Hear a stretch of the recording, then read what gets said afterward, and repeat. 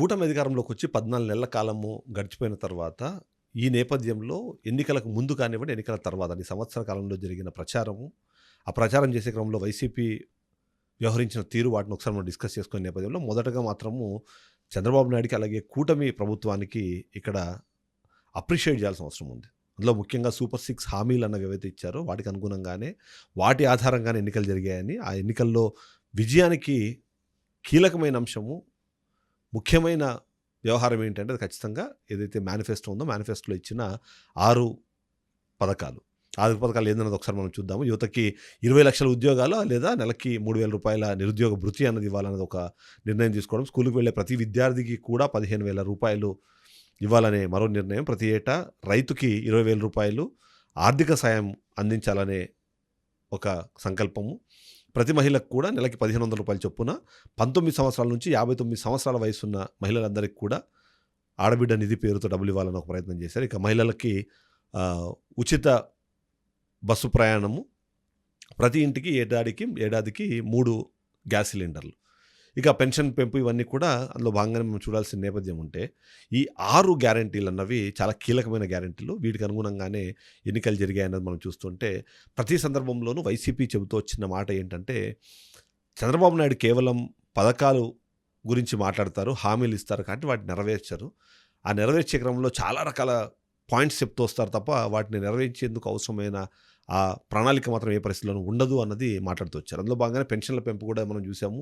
2014 నుంచి 19 వరకు పెరిగిన నేపథ్యం చూసాం. తర్వాత 19 నుంచి 24 వరకు ప్రతి ఏడాది రూ. 250 చొప్పున 2,000 నుంచి 3,000కు పెంచాము అంటూ గొప్పగా చెప్పుకున్నారు. కానీ అదే చంద్రబాబు నాయుడు రూ. 1,000 నుంచి రూ. 2,000 పెంచడం అన్నది, సరే అది ఎన్నికల సమయంలో చేసినా సరే చాలా ఈజీగా చేసేశారు. అదేవిధంగా 3,000 నుంచి 4,000 చేస్తారని వచ్చిన పరిస్థితుల్లో కూడా అది కూడా చేయరు. కేవలం అది మాట మాత్రమే అనే ప్రయత్నం చేశారు. కానీ జూలై 1వ తారీఖున అంటే అధికారంలోకి వచ్చేటప్పుడే వాళ్ళు చెప్పారు, ఏది ఏప్రిల్, మే, జూన్ ఈ 3 నెలలకి సంబంధించిన రూ. 1,000 పెంపుతో సహా మేము వేస్తామని. అలాగే జూలై 1వ తారీఖున ఒక్కొక్క పెన్షన్దారుడికి దాదాపుగా రూ. 7,000 వృద్ధాప్య పెన్షన్ వరకు మనం మాట్లాడుకుంటే రూ. 7,000 ఒక్కొక్కరికి వచ్చింది. ఆ తర్వాత రూ. 4,000 చొప్పున 1వ తారీఖునే వాళ్లకు డబ్బులు పడుతున్న పరిస్థితి మనం చూస్తున్నాం. ఇక ప్రతి సందర్భంలోనూ వీళ్ళు మాట్లాడిన మాటలు, తల్లికి వందనం అన్నది నిజంగానే వీళ్ళు అమలు పరచరు, ఏదో ఒక కారణం చెప్పి దాన్ని పక్కన పెట్టేస్తారు అన్నది ఒక మాట మాట్లాడే ప్రయత్నం చేశారు. కానీ తల్లికి వందనం కూడా జూన్ నెలలో లాంచ్ చేశారు. లాంచ్ చేసి ఒక్కొక్క కుటుంబంలో ఉన్న ప్రతి ఒక్కరికి రూ. 15,000 చొప్పున, అంటే 3 పిల్లలు ఉంటే 3, 4 ఉంటే 4, 2 ఉంటే 2, ప్రతి ఒక్కరికి రూ. 15,000 చొప్పున తల్లి అకౌంట్లో డబ్బులు వేయడము అని మనం చూస్తూ వచ్చాం. సో అంటే అది కూడా పూర్తి చేసేసారు. అది పూర్తి చేసే క్రమంలో కూడా సరే ఆరోపణలు అన్నవి వైసీపీ చేస్తూనే వస్తుంది. వైసీపీ అలా ఆరోపణలు చేయకపోతేనే ఆశ్చర్యపోవాలి. ఎందుకంటే ఇది జరగదు, ఇది కుదరదు అనే విధంగానే మాట్లాడే ప్రయత్నం చేస్తారు కాబట్టి అక్కడ కూడా అదే జరిగింది అనుకోవాలి. ఇక మరొక కీలకమైన దాంట్లో ఉచిత సిలిండర్లకు సంబంధించింది కూడా అక్టోబర్ 31, 2024 తారీఖు నుంచి అది కూడా ప్రారంభమైపోయింది. దానికి సంబంధించి మొత్తం 4 అంటే ప్రతి 4 నెలలకు ఒకసారి ఇది మనకు కనిపిస్తుంది. అందులో ఏప్రిల్ నుంచి జూలై మధ్యలో ఒకటి, ఆగస్టు నుంచి నవంబరు, డిసెంబర్ నుంచి మార్చి మధ్యలో ఈ 3 పర్యాయాల్లో ఒక్కొక్క ఉచిత సిలిండర్ అన్నది వస్తుంది. దానికి కూడా అంటే డీబీటీ డైరెక్ట్ బ్యాలెన్స్ ట్రాన్స్ఫర్ ఏదైతే ఉందో దాని ప్రకారం 48 గంటల్లో వీళ్ళు తీసుకున్న తర్వాత వచ్చేస్తుంది. ఇక తల్లికి వందనం అన్నది మనం చూసాము. ఆ తర్వాత ఇంకొకటి ఈ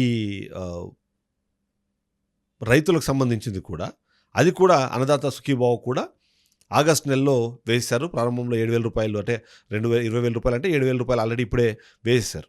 ఇక స్త్రీ శక్తికి సంబంధించి కీలకమైనది ఏదైతే ఉందో, ఈ ఉచిత బస్సు అన్నది ఖచ్చితంగా పాసిబుల్ కాదు, వీళ్ళు ఎలాగో దాన్ని చేయరు. ఇప్పటికే కర్ణాటక, తెలంగాణలో దాని మీద నెగిటివ్ ఇంప్రెషన్స్ ఉన్నాయి కాబట్టి ఆ కారణం చూపించేది దాన్ని చేసేస్తారు. అసలు ఉచిత బస్సు ఎక్కడ అంటే అది కూడా 15వ తారీఖు నుంచి ఏదైతే స్వాతంత్ర దినోత్సవం సందర్భంగా వాళ్ళకి ఇచ్చేశారు. ఇక మిగిలినవి 2 కీలకమైనవి. అందులో ఒకటి ఏదైతే నిరుద్యోగ భృతి లేదా ఉద్యోగాలు, మహిళలకి ఆడబిడ్డ నిధి పేరుతో ఇవ్వాల్సిన డబ్బులు, ఈ 2 మాత్రమే ప్రస్తుతానికి పెండింగ్ ఉన్నాయి. వాటికి సంబంధించి కూడా మనం చూస్తున్నాం ఏదైతే ఇప్పటికే P4 పద్ధతిలో వచ్చే బెనిఫిట్స్ అవుతున్నాయో వాటిని ఆడబిడ్డ నిధికి తరలించాలని, ఇక స్కిల్ డెవలప్మెంట్ సంబంధించి కానీ మిగిలిన వాటిల్లో ఏదైతే జరుగుతున్న పరిణామాలనే అవన్నీ కూడా ఫ్యూచర్లో వీళ్ళకి నిరుద్యోగులకు కూడా వస్తాయి అన్నది. బట్ అదే సందర్భంలో మరొక మాట అయినా, అంటే ఈ సందర్భంలో వైసీపీ వాళ్ళు ఎప్పుడూ చెప్పే మాట ఏంటంటే, చంద్రబాబు నాయుడు పథకాలు ప్రారంభిస్తారు కానీ వాటి తర్వాత పూర్తి చేసే క్రమంలో మాత్రం కొత్త కొత్త వాదనలు తెరపైకి తీసుకొస్తారు అని. దానికి ఎగ్జాంపుల్‌గా ఏం చెప్తున్నారు 1983లో అందరికీ గుర్తుంటే మొత్తం ఈ సంక్షేమ పథకాలకి ఆద్యుడిగా భావించే ఆహ్, ఎన్టీఆర్, సీనియర్ ఎన్టీఆర్ ₹2 కిలో బియ్యం అని చెప్పి ఒక పథకాన్ని ఇచ్చి 83లో ఆయన వచ్చారు. ఆయన 95లో కూడా మళ్ళీ మరొకసారి రెండోసారి ఎన్నికల సమయంలో కూడా ఆయన ₹2 కిలో బియ్యం అన్నారు.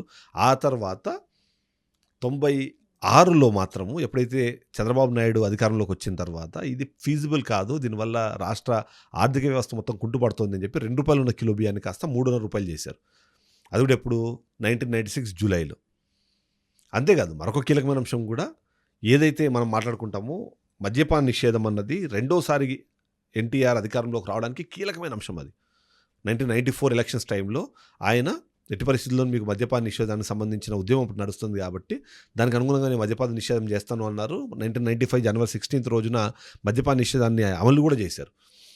కానీ 95 సెప్టెంబర్లో చంద్రబాబు నాయుడు అధికారంలోకి వచ్చిన తర్వాత 97 ఏప్రిల్ 1 రోజున మళ్ళీ మద్యపాన నిషేధాన్ని తీసేసి అప్పుడు కూడా ఆయన చెప్పిన కారణం ఏంది అంటే ఆర్థిక అంశాలు. ఎలాగూ మద్యం అన్నది స్మగ్లింగ్ ద్వారానో లేకపోతే బార్డర్లు దాటి ఎలాగో వస్తుంది. మద్యపాన నిషేధం అనేది పాసిబుల్ అయ్యే అంశం కాదు. బట్ దానివల్ల వస్తున్న ఆర్థిక అంశాలు, ఆర్థిక భారం ఏదైతే ఉందో అది తప్పించుకోవాలంటే ఖచ్చితంగా మద్యపాన నిషేధాన్ని తీసేయాలని చెప్పేసి మద్యపాన నిషేధాన్ని తీసేశారన్నమాట మాట్లాడతారు.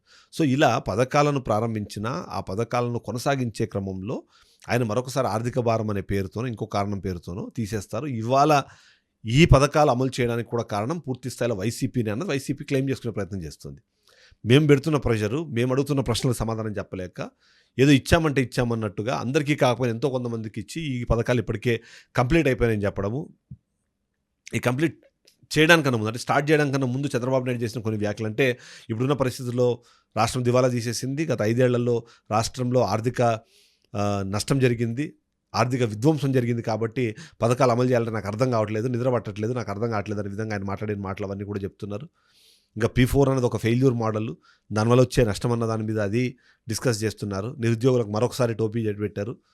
14 నుంచి 19 సందర్భంలో కూడా నిరుద్యోగ భృతి అనేది చివరి 3 నెలల పాటు మాత్రమే ఇచ్చారు. అప్పుడు కూడా ఎన్నికల సమయంలో ఇవ్వడం తప్ప ఆయన చేసింది ఏం లేదు అనే విధంగా మాట్లాడుతున్నారు. కాబట్టి ఏది ఏం చేసినా ఎవరేం చెప్పినా సరే గతంతో పోలిస్తే చంద్రబాబు నాయుడు ఇప్పుడు నిజంగానే తను కొన్ని ప్రశ్నలు, ఆ ప్రశ్నలన్నిటికీ సమాధానాలు ఇచ్చే ప్రయత్నం చేస్తున్నారు. సంక్షేమ పథకాలని కూడా ఆయన అందించాలనుకుంటే ఏ విధంగా చేసి అందించగలుగుతారు. దీనికి తోడు అమరావతి, పోలవరం లాంటి కీలకమైన అంశాలని వదిలిపెట్టకుండా రాష్ట్రంలో అభివృద్ధి కానివ్వండి, క్యాపిటల్ ఎక్స్పెండిచర్ సంబంధించిన విషయాలపైన కూడా ఆయన పూర్తి స్థాయిలో కాన్సన్ట్రేట్ చేస్తున్నారు. తద్వారా రాష్ట్ర అభివృద్ధి, సంక్షేమం రెండింటినీ రెండు కళ్ళగా చూస్తున్నారని కూడా టీడీపీ చెప్తోంది.